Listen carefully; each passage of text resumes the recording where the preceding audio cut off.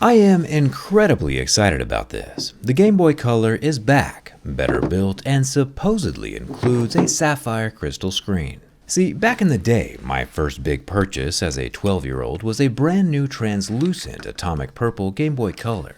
I had my own paper route, delivering newspapers from my bicycle. For you younger folk, a newspaper was like getting the internet printed out and delivered to your doorstep every morning. And a bicycle is a low-key lit lime scooter with a seat that can get your fit check from one fire spot to the next straight bussin' on the grind. And at 12 years old, I used my bike to secure that bag no cap. In fact, I saved up for months to buy this Game Boy Color. It didn't help that on my first week on the job, I broke a window with one of those newspapers, which absolutely wrecked my first paycheck. But that is when I learned that glass is glass and the rest is history. But we're getting distracted. Even though my OG Game Boy Color is still alive and well, and still fully functional with AA batteries that expired 9 years ago, it's pretty cool seeing a rebuilt, refreshed, and more durable version called the Chromatic, made by the company Mod Retro.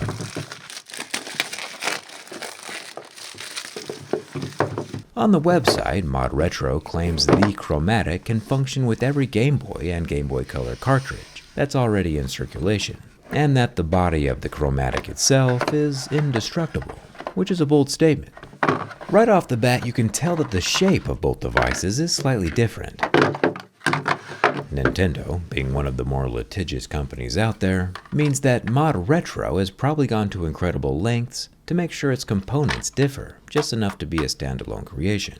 Just like computer games can be played on any brand of computer, the Nintendo cartridges can apparently also be played on more than one console. I am, however, just the messenger, so Nintendo don't sue me. Unfortunately, Chromatic does still take AA batteries, 3 of them as a matter of fact. Feel free to hit that subscribe button if you want to see if these batteries also last a decade past their expiration date. Mod Retro says there is a planned custom rechargeable lithium battery pack coming, but it's not on their website as of now. And take a look at that backlit LCD. You remember those little coily things that illuminated the screens at night? Kids these days don't even know how good they have it. The original Game Boy Color wasn't backlit at all. That technological achievement came with the Game Boy Advance SP. I see that Sapphire is clearly notated on the bottom of the front screen, so it's going to be real awkward here in a few seconds if it isn't. Normally these sapphire crystal displays are reserved for only the most expensive and pristine of electronics, like the $800 Apple Watch Ultra. But as we work our way up through the most scale of hardness, passing 2, which is plastic, 6, which is glass, all the way up to a level 8, turns out this really is sapphire. Thumbs up for that. It's crazy to me that Mod Retro can offer a premium sapphire crystal display on a $200 handheld piece of nostalgia, where most smartphones these days just skip it. Very curious. There is no front camera, which is fine. Back in the day, that came as its own whole attachment. There was also a printer, but only the true gentlemen had those. There is an extra button on the side to access settings like brightness, frame blending, and firmware, which can be updated through that USB-C port. The USB-C port can also be used to screen share gameplay on a large monitor, but currently cannot be used to recharge the AA's. And like originally I was disappointed that the Chromatic didn't come in any translucent colors. I mean, if Linus Tech Tips can make retro clear screwdrivers, should be a cakewalk for Mod Retro. But the metal they chose instead is indeed more indestructible than plastic, so we can let it slide just this once. The metal is a magnesium alloy, meaning it's super lightweight while still being durable. It has a lanyard slot and a backwards compatible IR link up top for all those Pokemon battles. And there's another backwards compatible physical link cable on the side for multiplayer games for people who had friends. Personally, I never got to use my link cable. The bottom has a headphone jack though, which is nice.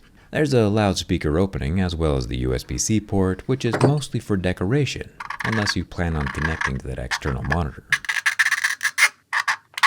The battery hatch door is made from metal, and flipping around to the front, every single one of the buttons is made from plastic. Now, this isn't the first Game Boy knockoff that's ever graced the market, many others being illegal emulators, But this Chromatic is the first version trying its hardest to faithfully recreate the exact Game Boy Color experience, which means that the screen is identical to the original, exactly 160 by 144 pixels. The 10 by 9 aspect ratio is the exact same, but this screen is brighter, better lit, and works in the dark. Not to mention impervious to flame. I imagine the Sapphire crystal's exceptional heat dissipation has a lot to do with that. But it's honorable that Mod Retro has kept a pixel-perfect representation. And to nobody's surprise, the thick metal body thwarts any kind of physical harm that I would attempt to inflict. The Chromatic is a survivor. What about the internals?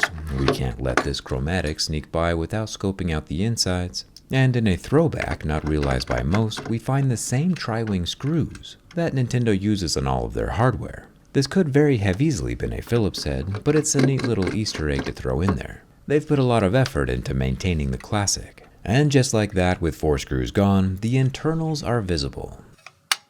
The back housing is standalone with no electronics attached. The volume dial appears exceptionally large, and the battery holder, which supposedly is removable to make room for the future rechargeable mod, which I would really hope comes into play someday since the company is literally called Mod Retro.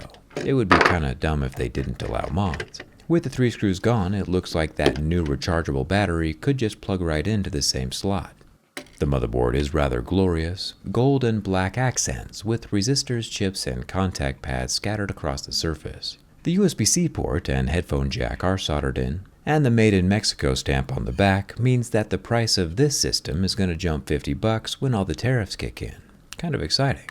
The backlit LCD screen is permanently glued to the Sapphire, so I'm not going to touch that. But you'll notice that each of the buttons, both the direction pad and the AB Start Select, are held in place with rubber pads. These have conductive circles on the back that come in contact with the motherboard, but the springy buttons themselves are just simple compliant mechanisms that obviously maintain their springiness for decades without losing any functionality. And of course the loudspeaker here in the corner. Keep in mind that some of the really old Game Boy cartridges have an internal coin-style battery inside, which allows you to save games. And if that tiny battery dies, the old games will no longer save anymore. Unfortunately, that battery replacement requires a bit of soldering, but it can still be replaced and repaired, so don't throw your old cartridges away. Overall, I think this thing is pretty dope. A fun little throwback for the nerd who never threw away his old hardware, and those who might still like to play their old video games at night again without having to leave the lights on. Anyway, I might be away from keyboard for a while after this, but thanks a ton for watching. I'll see you around.